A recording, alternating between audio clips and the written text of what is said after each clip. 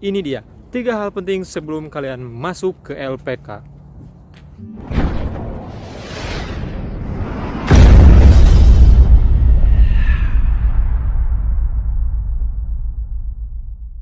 Assalamualaikum warahmatullahi wabarakatuh. Halo teman-teman semuanya, selamat datang kembali di channel Denurios. Oke teman-teman semuanya, video kali ini saya mau bahas 3 hal penting part 2 ya, yang harus kalian perhatikan sebelum kalian masuk ke LPK. Ini saya lagi ada di taman yang paling deket sama Apato. Sebenarnya ini nggak boleh masuk, tadi pintunya ditutup. Tapi tadi ada jalan, harusnya di sana juga di depan. Di depan situ ada gerbangnya, cuman gerbangnya digembok. Harus masuk ke area itu ya. Apa namanya?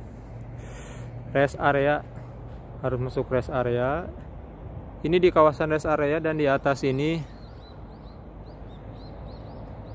jalan tol ya teman-teman. Makanya di sini sepi sekali, tidak ada makhluk. Oke, kita nyari tempat di mana yang enak nih. Kayaknya di sana enak.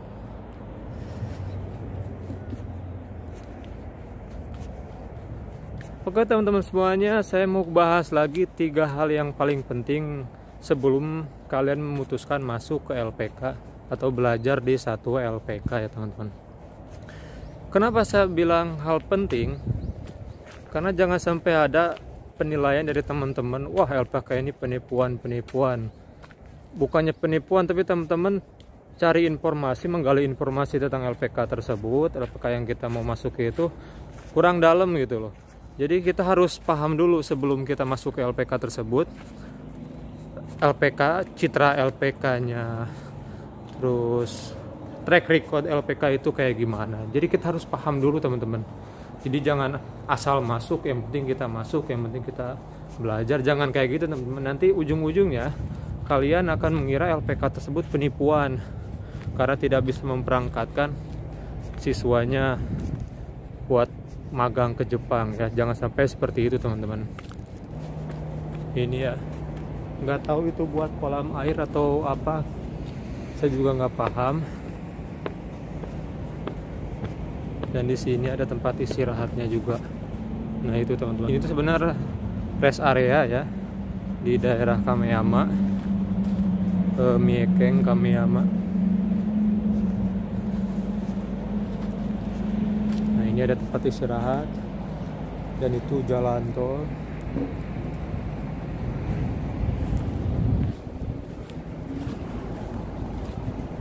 Dan di sana ada Indomaret, nah. Indomaretnya Jepang. Oke teman-teman, jadi 3 hal yang penting yang di part 2 ini, yang pertama itu jarak teman-teman. Kenapa saya bilang jarak? Karena itu juga salah satu hal penting ya teman-teman. Misalnya seperti ini. Misal saya dulu kan belajar itu, saya tinggal di Bekasi dan LPK-nya itu di Karawang ya, di Karawang. Jadi kalau bolak-balik, kalau misalkan pulang pergi itu cukup jauh. Satu kali perjalanan itu sekitar 1 jam. Kalau bolak-balik ya 2 jam perjalanan, ditambah pakai motor dan macet ya, tahu sendiri ya Bekasi, daerah Cibitung sampai Cikarang kayak gimana macetnya, ditambah lagi dari Cikarang ke Karawangnya. Dan itu ya capek teman-teman. Sambil ngobrol kita ngopi ya teman-teman. Itu pertama, jauh,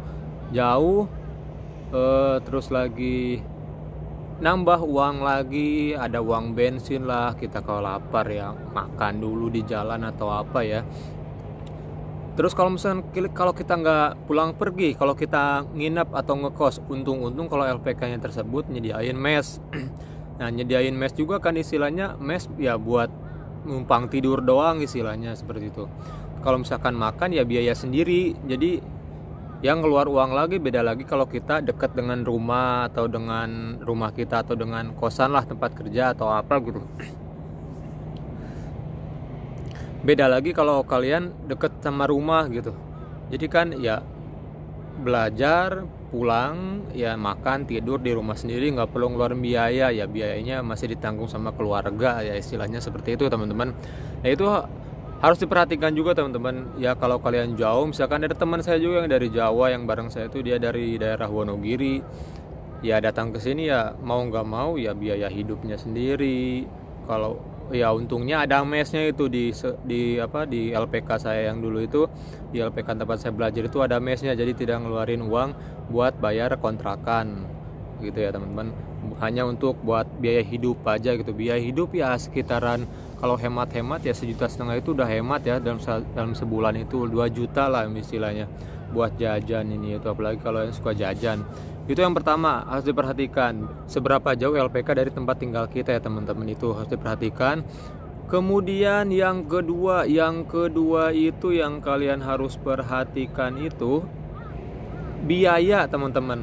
Di part pertama saya bilang biaya itu biaya buat pembelajaran. Nah yang kedua ini biaya itu buat kalian kalau misalkan lolos Mensetsu, kalau misalkan kalian keterima buat magang di Jepang ya, kayak gitu teman-teman. Jadi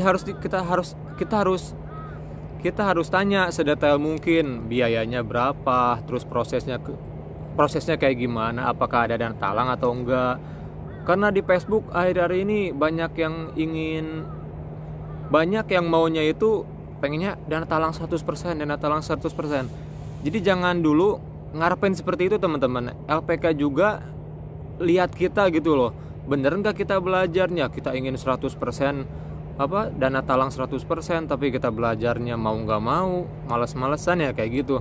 Jadi yang pertama kita boleh tahu di situ ada dana talangnya atau enggaknya. Kita wajib harus tahu ya teman-teman.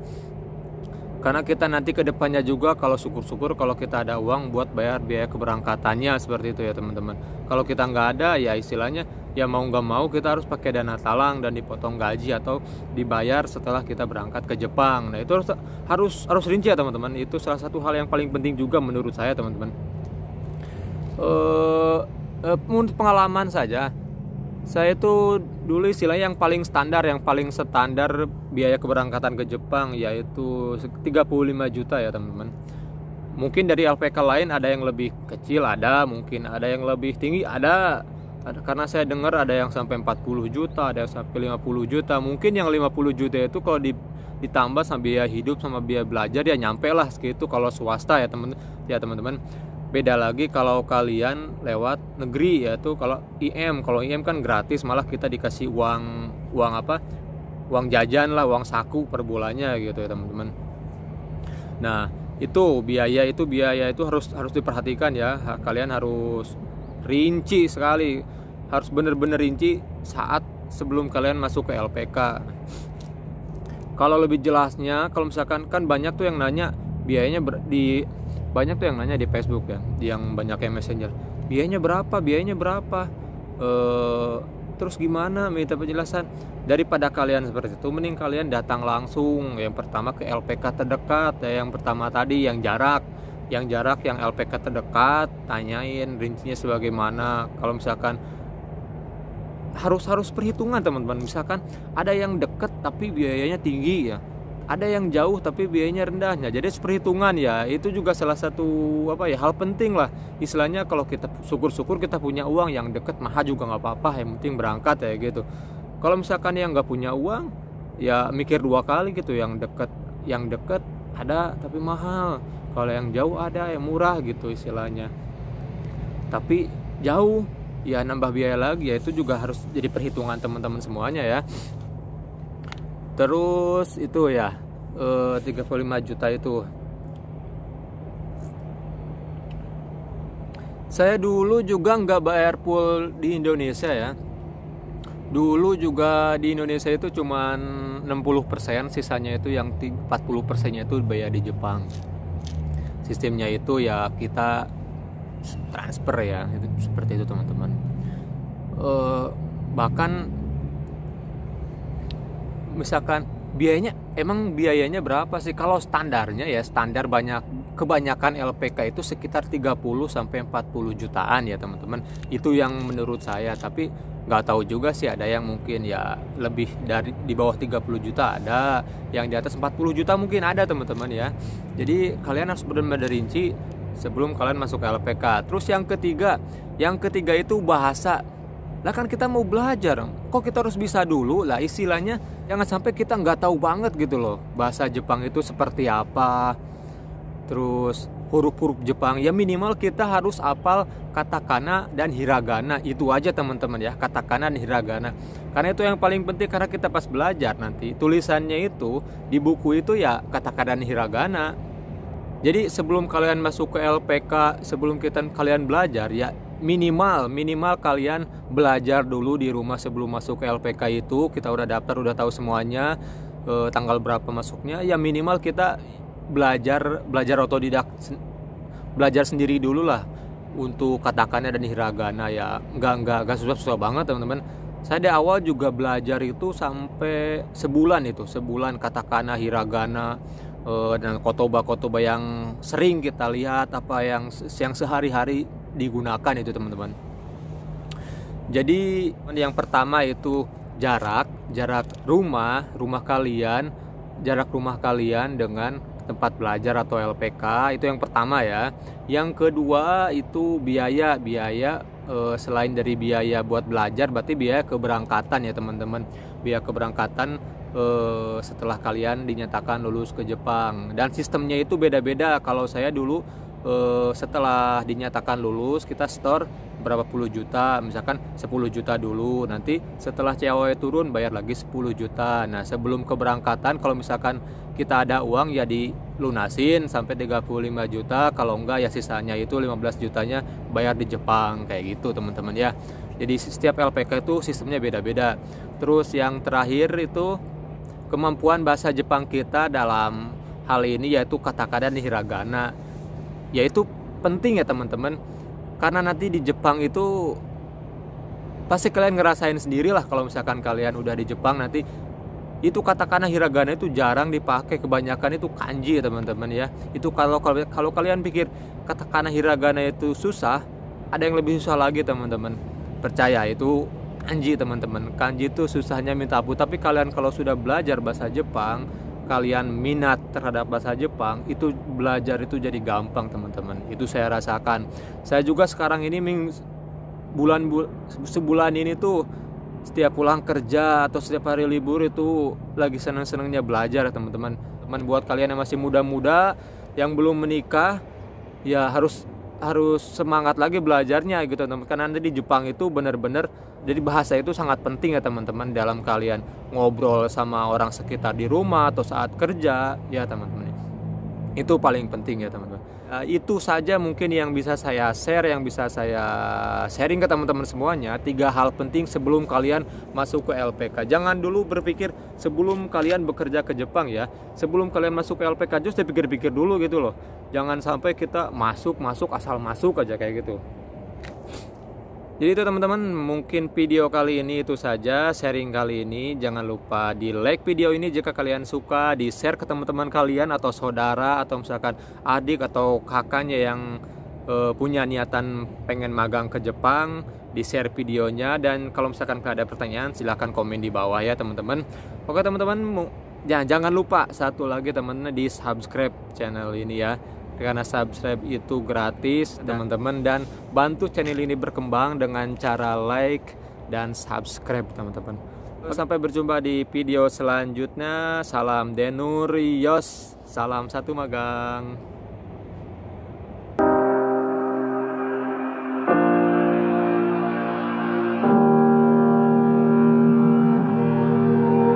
Every time we say goodbye,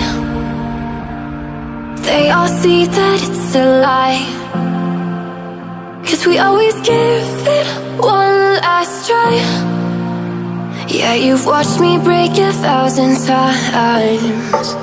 Now I'm all alone, 'cause you never show. You say you will, but then you don't. That's how it goes. Don't wanna know. I'm turning off my mind so I get by. I just wanna be happy, happy tonight.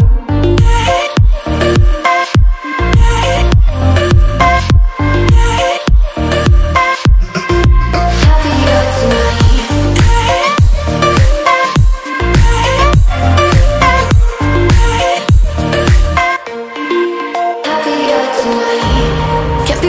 for you in the morning. I'ma leave without giving a warning.